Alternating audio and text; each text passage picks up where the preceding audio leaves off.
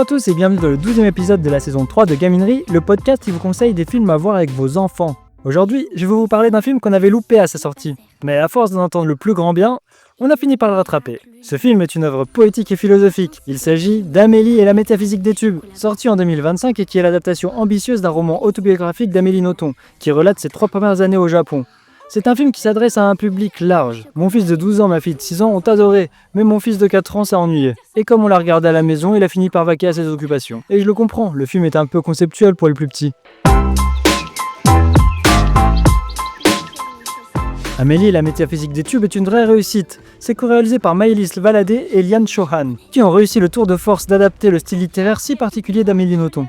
Et ce, grâce à la beauté et au style hybride de l'animation qui fusionne l'animation française avec des influences claires du manga et de l'impressionnisme. L'univers visuel est fluide, très coloré et poétique, notamment le rendu de l'eau et des paysages japonais. L'usage de la voix off d'Amélie Nothomb adulte est crucial. Elle retranscrit l'humour, les réflexions philosophiques et le décalage entre la perception de la petite fille et l'analyse de l'auteur, permettant plusieurs niveaux de lecture. Mais avant d'aller plus loin, de quoi ça parle ? Le film raconte la petite enfance d'Amélie au Japon. Au début, elle est presque un légume, un être passif, le tube du titre.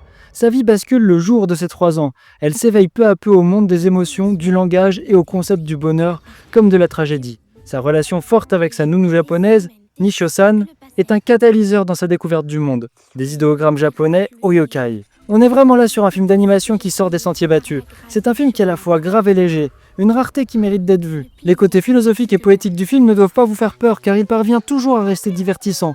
Car le film parvient parfaitement à traduire l'intensité et le regard extra-lucide d'Amélie sur ce qui l'entoure.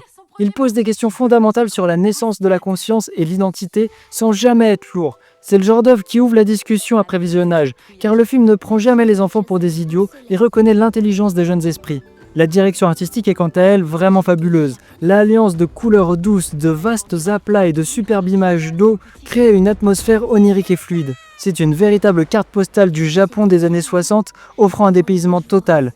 C'est une excellente initiation à la beauté et à l'art visuel pour les enfants. La manière dont Amélie découvre le langage et les idéogrammes est fascinante. C'est une célébration de la force des mots. La voix off adulte est essentielle, elle retranscrit l'humour incisif de Nothomb, créant un décalage savoureux entre ce que l'on voit, une enfant émerveillée, et ce que l'on comprend, une auteure réfléchie. Le film ose aborder avec sensibilité des thèmes difficiles comme le deuil et la perte. Cependant, il le fait avec une légèreté de ton et une perspective enfantine qui atténue la dimension dramatique tout en restant honnête. C'est un récit initiatique réconfortant sur la résilience et l'apprentissage de la vie. Comme je le disais en introduction, le rythme privilégie les sensations de l'instant présent, et parfois long car le film est une chronique intime. De même, les scènes impliquant les yokai, créatures du folklore japonais, ou les moments d'introspection peuvent être intenses pour les moins de 6 ans.